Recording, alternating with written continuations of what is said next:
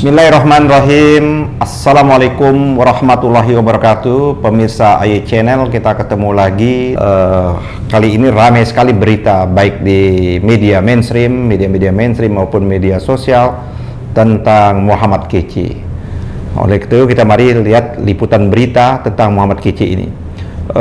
Di Detik News saya bacakan saja berita tentang Muhammad Kc.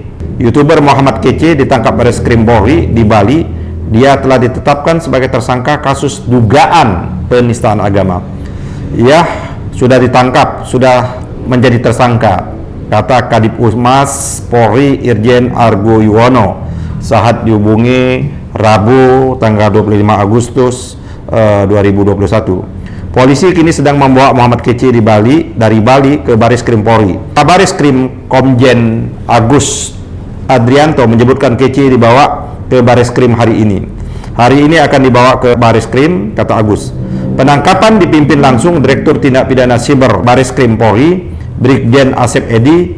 Muhammad Kc sebelumnya dilaporkan oleh sejumlah pihak terkait video di YouTube-nya yang diduga menistakan agama. Polisi menegaskan bukti awal sudah cukup sehingga kasus ini ditingkatkan ke penyidikan. Pemirsa AY Channel, yang saya ingin coba bahas pada kali ini memang tentang apa yang telah disangkakan kepada Muhammad Kc ini, pasal-pasal yang tadi dilengkapkan, diletakkan predikatnya kepada Muhammad Kc. Memang ini berulang kali kasus-kasus penistaan agama yang dilaporkan, ya kan? Dilaporkan oleh umat beragama atau golongan agama atau kelompok-kelompok tertentu ke kepolisian. Ya memang seharusnya segera direspon supaya tidak menimbulkan kegaduhan, tidak menimbulkan konflik yang semakin meluas di tengah-tengah masyarakat. Nah, memang kalau kita lihat dari banyak sekali pelaku ya, dan kita tidak tahu motifnya apa. Apakah motifnya ini adalah sengaja betul menyerang agama-agama yang ada, sebagaimana kita pernah juga ulas bersama Bang Ridwan Saidi pada waktu yang lalu, bagaimana kekuatan-kekuatan kelompok-kelompok tentu Islamfobia juga ada yang betul-betul adalah menyerang harkat martabat, juga menyerang kesucian agama Islam, baik kitab sucinya maupun Nabi dan Rasulnya, yaitu Nabi Muhammad SAW. Itu banyak sekali yang terjadi. Mari kita coba kupas sedikit dalam perspektif hukum. Dalam perspektif hukum ini memang telah diatur dalam kitab undang hukum pidana kita, dan ini telah berlaku, sama-sama pernah kita mengetahui kasusnya Ahok pada waktu di Jakarta yang dianggap juga melakukan penodaan penistaan agama, dan telah inkrah keputusannya final. Ahok telah dihukum, walaupun memang menjadi persoalan nih, Ahok tidak menjalankan masa hukumannya di lembaga pemasyarakatan, tetapi menjalankan masa hukumannya di rutan Makobrimob. Nah, ini memang menimbulkan perdebatan, apakah Ahok itu sudah menjalankan masa hukumannya atau tidak. Kalau orang menjalankan masa hukumannya, ya seharusnya sepantasnya memang tempatnya lembaga pemasyarakatan, karena tempat lembaga pemasyarakatan itulah tempatnya para terpidana. Sehingga terpidana kalau memang dia berkelakuan baik, maka dia bisa mendapatkan potongan-potongan hukum, remisi, asimilasi dan sebagainya, seperti itu. Nah, oleh karena itu ini kasus lagi yang terjadi, saya kira. Coba kita lihat di pasal 156A Kitab Undang-Undang Hukum Pidana kita, tentang pasal ini jelas pasal penistaan agama. Pasal ini kan pasal yang memang kita ambil dari Kitab Undang-Undang Hukum Belanda, masih KUHP Belanda. Artinya penjajah pun sendiri telah memberikan, Belanda telah memberikan koridor bahwa tidak boleh menyerang menista agama, maka dimasukkan pasal ini di dalam Kitab Undang-Undang Hukum Pidana pada waktu itu. Coba kita lihat pasal 156A Kitab Undang-Undang Hukum Pidana. Dipidana dengan pidana penjara selama-lamanya 5 tahun barang siapa dengan sengaja di muka umum mengeluarkan perasaan atau melakukan perbuatan. Jadi pasal 156 ini subjeknya orang perorangan atau subjek hukum itu barang siapa, ya kan, ini maksud biasanya dalam terminologi itu barang siapa dipidana dengan penjara selama-lamanya 5 tahun, ya kan, dengan sengaja di muka umum mengeluarkan perasaan atau melakukan perbuatan. Jadi perasaan atau melakukan perbuatan yang pada pokoknya bersifat permusuhan, penyalahgunaan atau penodaan terhadap satu agama yang dianut di Indonesia. Jadi agama resmi di Indonesia ini kan ada awal 5, zaman pemerintahnya Gus Dur ditambahkan agama Konghucu. Satu agama Islam, ya, kedua Kristen Katolik dan Protestan, Buddha, Hindu, dan Konghucu sudah menjadi agama resmi yang dilindungi hak-haknya, kesuciannya dari perilaku baik dengan perasaan maupun dengan lakukan perbuatan. Yang B, dengan maksud agar supaya orang tidak menganut agama apapun juga yang bersendikan ketuhanan Maha Esa. Ini adalah sila pertama dari ketuhanan yang Maha Esa, baik yang ada di pasal 29 maupun yang ada di pembukaan Undang-Undang Dasar kita. Nah, kalau kita lihat kasusnya Muhammad Kc ini jelas, saya sudah lihat YouTube-nya sebelum di take down, ya kan, oleh Kominfo. Saya sudah dengar, saya sudah lihat, memang menurut saya sudah sempurna memenuhi unsur-unsur apa yang dimaksud dengan pasal 156A, ya kan.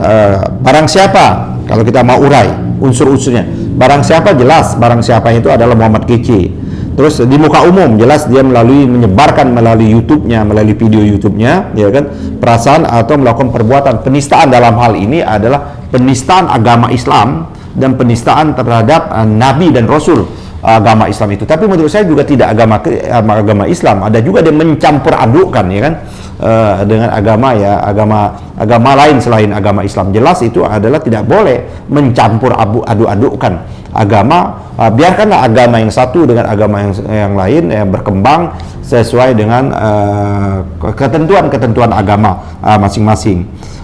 Jelas kalau kita lihat apa yang dimaksud, jelas dia menistakan betul dalam konteks ini agama Islam.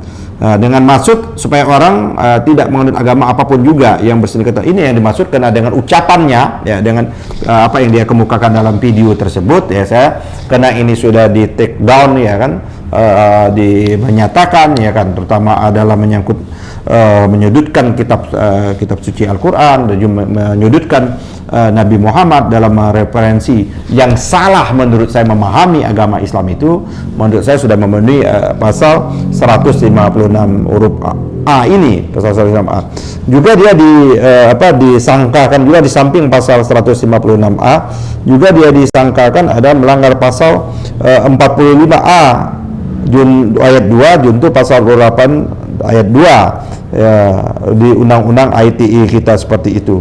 Dan ini jelas kalau kita lihat, ya, adalah di undang-undang ITE juga menyangkut, juga ada yang menyangkut bahwa di undang-undang ITE itu menyangkut menggunakan, ya kan, menggunakan instrumen ITE dalam rangka menyerang juga harkat dan martabat agama seperti itu.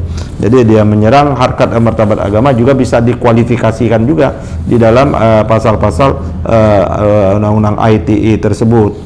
Nah, jadi saya kira kita bersyukur, pemirsa AY, kita bersyukur bahwa polisi kita berikan apresiasi, penyidik, ya, kita berikan apresiasi dengan cepat, ya kan, menangkap dan memproses dan menetapkan status Muhammad Kc.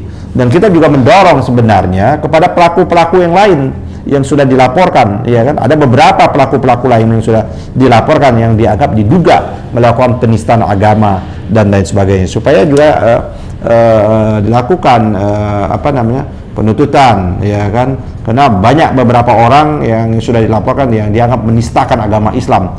Tapi sekarang terus menerus, ya kan, karena kita pernah dengar ada beberapa nama, ya kan. Nah, sekarang kita lihat siapa yang melakukan pembelaan terhadap Muhammad Kc ini, yang pernah sesungguhnya juga diduga melakukan penistaan juga agama yang pada waktu itu.